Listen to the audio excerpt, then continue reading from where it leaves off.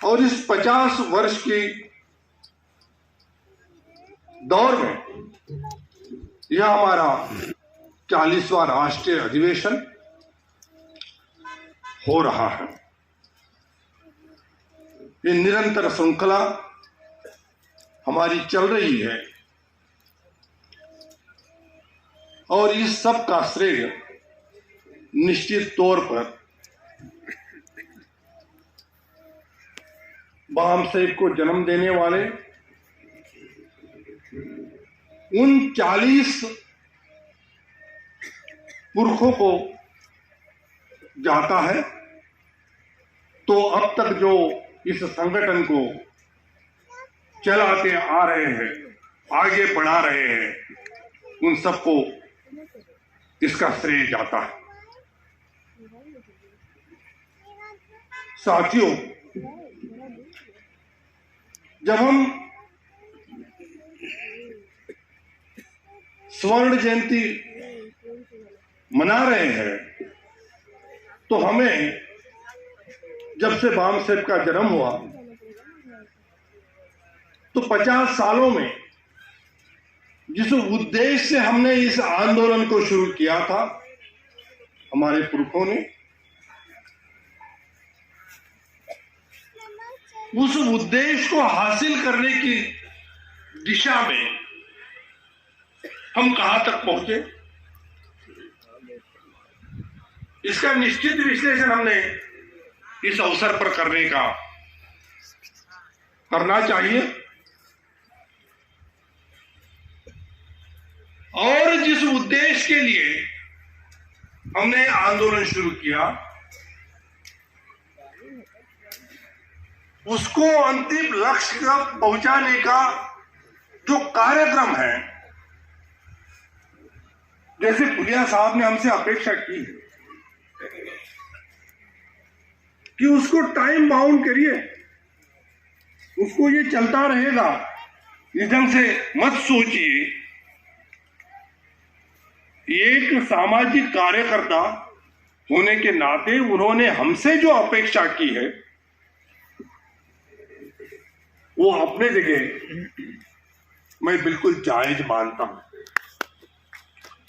क्योंकि जो फील्ड में उतरकर प्रत्यक्ष रूप से लोगों के साथ इंटैक्ट होते हुए इस आंदोलन को आगे बढ़ाने के लिए अपना तन मन धन सब दे रहे हैं, अपेक्षा उन्हीं से की जा रही। वो हमसे अपेक्षा कर रहे हैं, इसका मतलब वो हमें उस लाइन पर आइडेंटिफाई कर रहे हैं कि हां, ये लोग हैं जो जिस लक्ष्य को लेकर चल रहे हैं, इस देश की व्यवस्था को पूरी तरह से बदल देना, जो ब्राह्मणवादी व्यवस्था इस देश में प्रस्तापित हुई है, उसको उखाड़कर इस देश का जो बहुजन है वो मूल निवासी बहुजन की अपनी व्यवस्था इस देश में प्रस्तापित करना, इस उद्देश्य के लिए इस संगठन का जन्म हुआ। और उस दिशा में ये तो हमारा मुख्य लक्ष्य है। उस लक्ष्य को हासिल करने की प्रक्रिया में हमारे सामने जो रोड़े रहे, जो व्यवस्था रही, और उस व्यवस्था को चीरते हुए आगे बढ़ने की प्रक्रिया में हमने जो हमारे छोटे छोटे टारगेट निर्धारित किए और उनको पार करते हुए यहां तक पहुंचे हैं, तो हमारी जो उपलब्धियां है वो भी हमने निश्चित तौर पर गिनने की समाज जीवन में मैं जरूरत महसूस करता हूं, क्योंकि अज्ञानतावश कई लोग ये बोलते हैं, तो इतने दिनों से कर रहे हो, क्या हुआ? वामसेफ विचार निर्माण और उस विचार को जन जन तक पहुंचाकर उस विचार के साथ इस देश के मेजॉरिटी का मत बनाकर उस दिशा में व्यवस्था को झुकाने की प्रक्रिया में जो कार्य योजना बनाती है, मैं उदाहरण के तौर पर मैं बढ़ूं, जब से बामसेफ का जन्म हुआ तब से हम एक नारा लगा रहे हैं, जिसकी जितनी संख्या भारी उसकी उतनी भागीदारी। इस नारे के साथ हम जो कह रहे हैं कि हम 85% इस देश के मूल निवासी हैं, बहुजन है और हमारी संख्या 85% है, तो इस देश के सभी साधन संसाधन, खेती, उद्योग, सभी क्षेत्रों में हमारी 85% भागीदारी होनी चाहिए। और ये इस देश के संविधान ने प्रदान की हुई वह अधिकार है। संविधान कहता है कि जिसकी जितनी संख्या है उसको उतनी हिस्सेदारी मिलनी चाहिए। ये नारा हम बुलंद करते रहे। आज हम देखते हैं कि इस नारे को जिन्होंने विरोध करते आए, कांग्रेस जैसी पार्टी आज ये बोली बोलने लगी है। ठीक है, हम देखते हैं कि अभी व्यवहार में नहीं आया, बोली तक तो पहुंचा ही दिया। ये मजबूरी बनेगी, व्यवहार में लाना होगा, नहीं तो मर जाएंगे। पॉलिटिकली जीवित रहना, क्योंकि हम जो काम कर रहे हैं धरातल पर, इस देश की जन जन को चेताने का, समझाने का, उसी का परिणाम है। ये चीजें आप अपने आप हो रही है ऐसा मत समझिए। आप देखोगे 10, 12, 15 साल पहले किसी पॉलिटिकल पार्टी के बैनर पर बाबा साहब फुले साहब की तस्वीर नहीं होती थी। आज कोई पार्टी दिखा दो जिसके बैनर पर फुले साहब, बाबा साहब ना हो। कैसे पहुंचे भाई? हमने मजबूर किया है, क्योंकि जनमानस की सोच बदलने में हम जो सफलता पाए, पार्टियों की मजबूरी बनी, विचार नहीं लिया, अभी तक भी नहीं लिया है। तस्वीर तो लेने की मजबूरी 10, 12, 15 साल पहले से हुई है। अब हमारा विचार बोलने की मजबूरी हमने उनकी बना दी है। तो उन विचारों को पर चलने की भी मजबूरी बनेगी, नहीं तो खत्म होंगे। ये तय है, ये तय है। हम हमारी गति तेज करते हैं तो वो जल्दी खत्म होंगे, हमारी गति कम रहेगी तो खत्म होने में उनको ज्यादा समय लगेगा।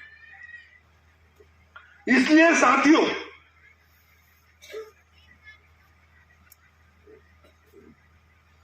हम देखते हैं कि जैसे ही मंडल आयोग प्रस्तुत हुआ,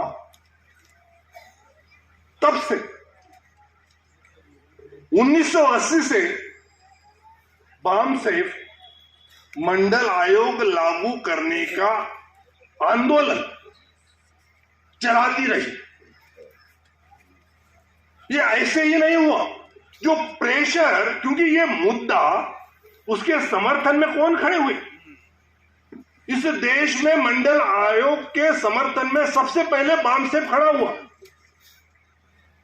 जब आंदोलन धरातल पर चल रहा था और जिनको उनसे लाभ होना था, वो लगभग पूरा ओबीसी समाज अज्ञानतावश आंदोलन के मंडल के खिलाफ खड़ा था। तब इस देश के ओबीसी को समझाने का और इस मुद्दे को चलाने का, जलाने का काम किसी ने किया है तो बामसेफ ने किया, और उसका ये परिणाम रहा कि सत्ता में जो भी आए वही मुद्दा, क्योंकि हम मुद्दे को जन्म देते हैं। कई मुद्दे ऐसे हैं जिनको हमने जन्म दिया, हमने प्रचारित किया और बाकी लोगों ने भी उसको सही समझते हुए उसके समर्थन में वो खड़े हुए। ये हमारी सफलता है, क्योंकि विचार यहां से पैदा हुआ, यहां से विचार दिया गया। तो ये हमारा निश्चित तौर पर क्रेडिट है। साथियों, 2000 के पहले से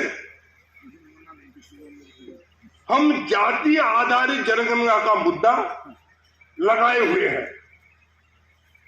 पब्लिक में भी और हमारे कन्वेंशनों में भी। इस साल के कन्वेंशन में भी हमने जनगणना का मुद्दा चर्चा के लिए लिया है। हम यहां जो भी मुद्दे चर्चा के लिए लेते हैं, वो मुद्दे ऐसे ही चर्चा करने के लिए नहीं होते। जो भी मुद्दे हम चर्चा के लिए लेते हैं, उसमें हमारे कार्यकर्ता का प्रशिक्षण होता है, उस पर कार्यकर्ताओं के साथ चिंतन होता है और कार्यकर्ताओं के माध्यम से वो विचार गांव-गांव और बस्तियों तक पहुंचाने का काम होता है। तो ये 2000 से हम कर रहे हैं, तो इसका एक परिणाम जरूर आना है, ये रुकेगा नहीं। आज इसके खिलाफ हमारे विचारधारा की सख्त खिलाफत करने वाले लोग सत्ता में हैं, वो रोके हुए हैं। आगे जाएगा, क्योंकि हम उस मुद्दे पर प्रेशर बनाए हुए हैं। जनता का प्रेशर बहुत बड़ा प्रेशर होता है। इसलिए साथियों, इस मुद्दे को जब तक पूरा नहीं होता, पूरी ताकत के साथ हमने इसको जनमानस में ले जाना है, क्योंकि जब तक इस देश में जाति के आधार पर जनगणना नहीं होगी, तब तक जातियों के आधार पर जो हम विभाजित लोग हैं, उसके आधार पर हमारा जो स्टेटस, इकोनॉमिकल, सोशल, ये सब उसके साथ जुड़ा है। मतलब ये जातियों की श्रेणी में जाति जितनी नीचे, उतनी सभी क्षेत्रों में वो नीचे पाई जाती है। उसके साथ सीधा सीधा रिलेशन है। तो जो जितनी नीचे पाई जाती है, उसको ऊपर उठाना है तो उसकी गणना और उसका डिटेल आंकड़ा होने की जरूरत है। वो जातीय आधारित जनगणना से ही होगा। और इससे ये भी होगा कि जिनको हम 15% अपर कास्ट कह रहे हैं, उनकी संख्या एक्चुअल कितनी है वो भी पता चलेगा। उनमें भी कई जातियां हैं और उनमें भी पता चलेगा कि किनके हिस्से में कितना गया है। उन 15% में जो 3.5% है, उन्होंने ये जो बचे हैं 15 में से 3.5 निकाल दो तो उनका कितना खाया, ये जब उनको पता चलेगा ना, तो आज वो जो गठबंधन बना हुआ है वो भी बना नहीं रहेगा, वो भी टूटेगा। और इसको हम तोड़ के रहेंगे, क्योंकि उनका भी शोषण हुआ है एक विशिष्ट जाति के माध्यम से।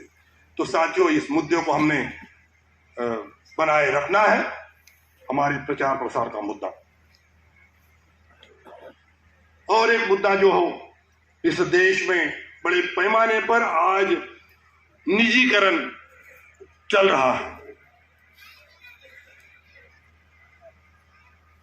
हम चाहते हैं, हमारे पुरखे चाहते थे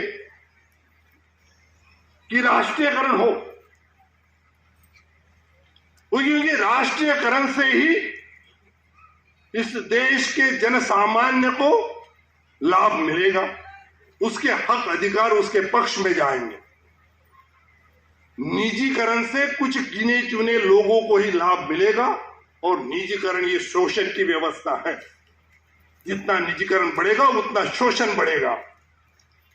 जैसे टिकैत साहब ने अभी छत्तीसगढ़ का उदाहरण दिया कि ये उद्योग को लाभ पहुंचाने के लिए कितने हमारे आदिवासी भाइयों को उनके घरों से, उनके जंगलों से निष्कासित किया जा रहा है। जितना निजीकरण होगा उतना ही हमारा मूल निवासी बहुजन समाज प्रताड़ित होगा, पीड़ित होगा।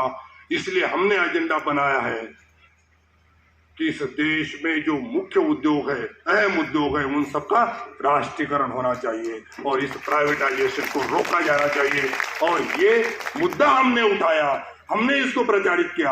आज बहुत सारे संगठन इस मुद्दे को टेक ऑफ किए हैं और कई पॉलिटिकल पार्टियां हमारे इस एजेंडे पर आज हमारी बात को आगे बढ़ा रहे हैं। तो ये साथियों हमारा निश्चित इस दिशा में यश है।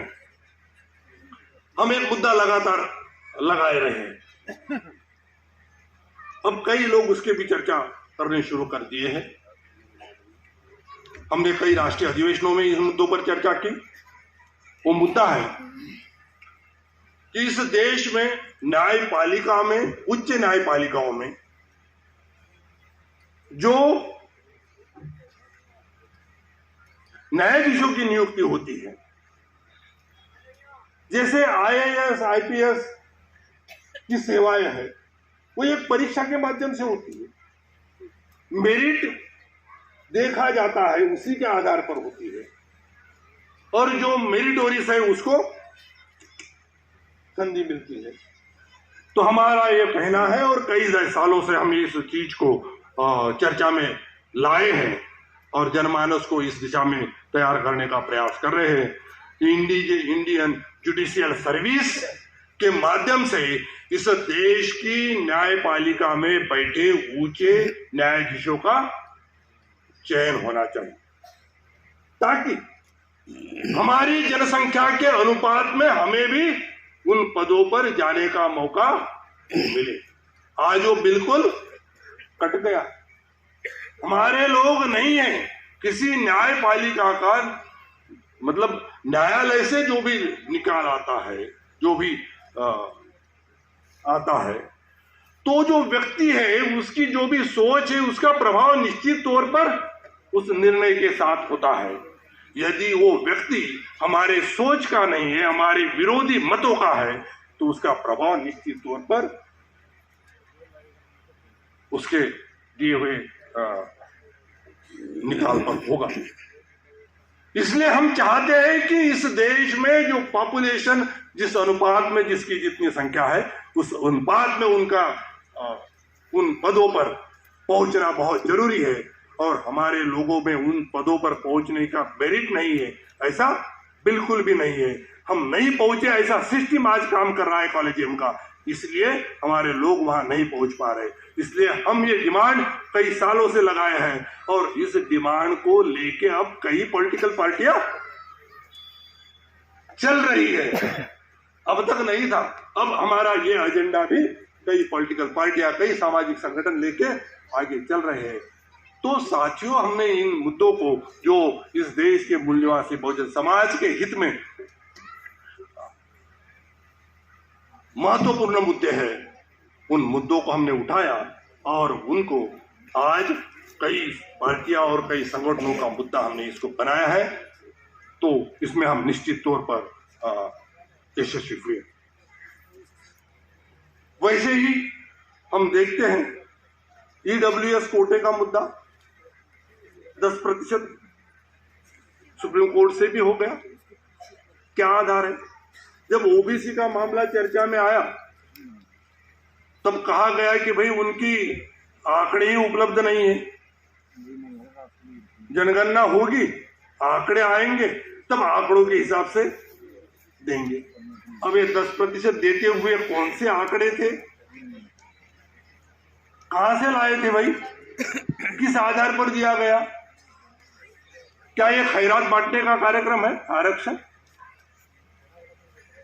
क्या ये इस देश की न्यायपालिका में, उच्च न्यायपालिका में बैठे लोगों को नहीं समझता है? क्या उनका अज्ञान है इस विषय में? ये अज्ञानतावश नहीं हुआ। तो साथियों, ये जो मुद्दे हैं, इन मुद्दों को हमें जनमानस में अधिक क्षमता और ताकत के साथ ले जाना होगा। हमने इसकी चर्चा शुरू की और कई संगठन इसको भी आज आगे लेके चल रहे हैं।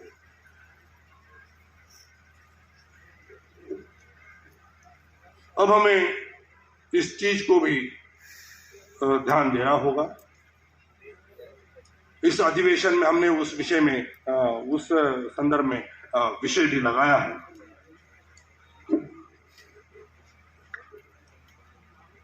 ब्राह्मणवादी पार्टियों की कठपुतलियां बनी हमारी मूल निवासी परिवारवादी पार्टियां और मूल निवासी परिवारवादी नेता। ये एक बड़ी समस्या।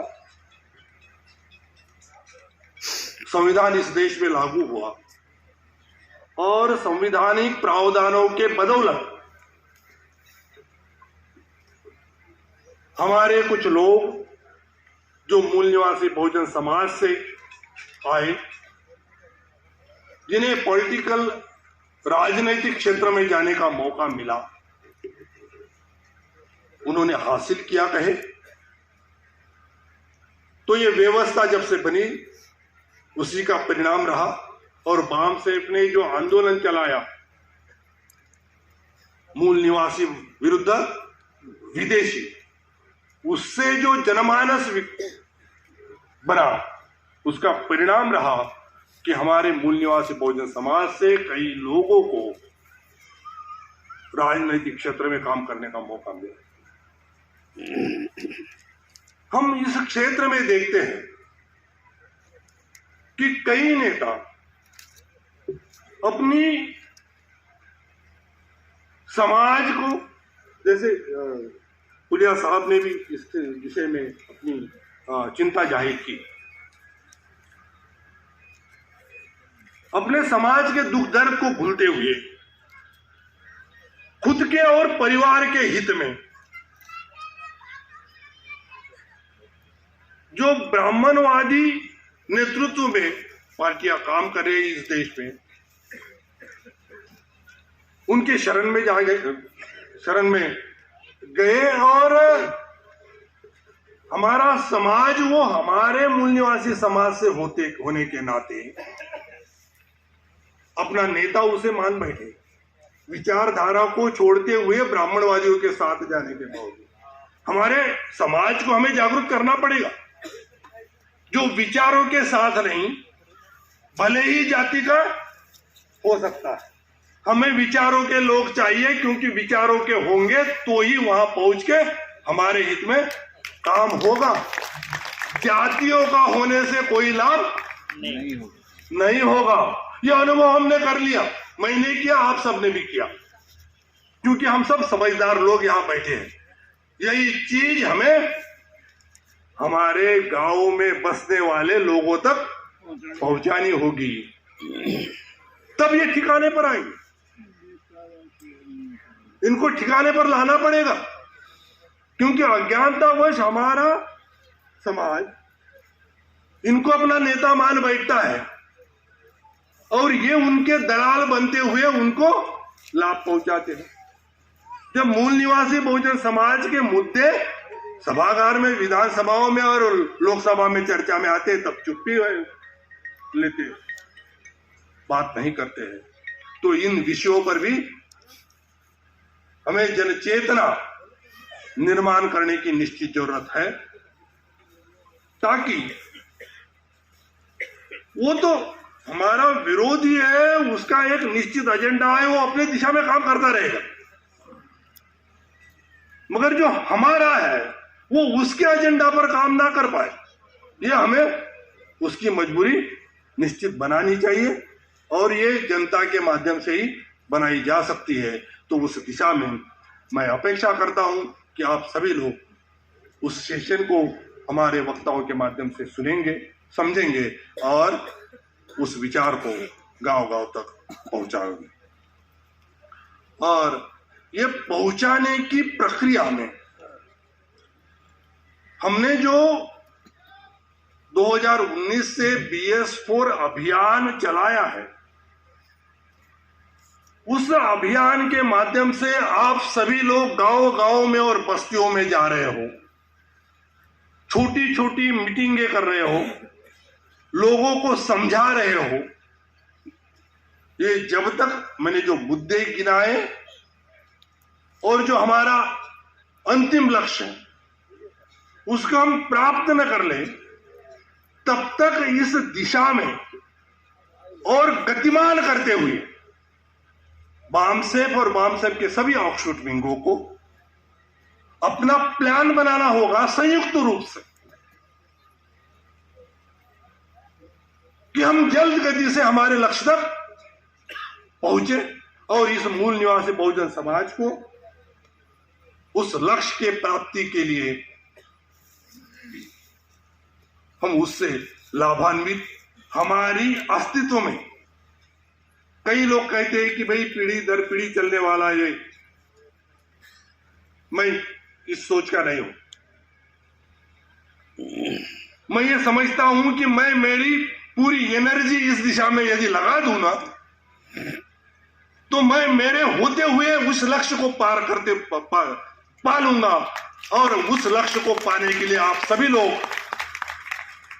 हम सभी लोग, हमारे पास जो भी है, क्योंकि हमारे पास जो भी है वो सब हमारे पुरखों के आंदोलन का परिणाम है। इसको भी हमें समझे। क्या था हमारे पास? पुनिया साहब ने बताया कि जिस परिवार से वो आए हैं, हम सब लगभग ऐसे ही स्थिति से यहां तक आए। आज हम जो भी है, हमें संविधान के कारण, मतलब हमारे पुरखों के आंदोलन का परिणाम है कि ये सब अवसर मिला। यदि हम अपने आप में ये कहें कि हम बड़े विद्वान हैं, बड़े होशियार हैं, करके मिला, तो क्या हमारे दादा नाना बेवकूफ थे? इतना ही था, वो अपने इतने होशियार थे, वो अवसर नहीं था। अवसर किसने दिया? अवसर हमारे पुरखों के आंदोलन ने दिया, वो संविधान ने दिया अवसर है, इसलिए हमें लाभ मिला।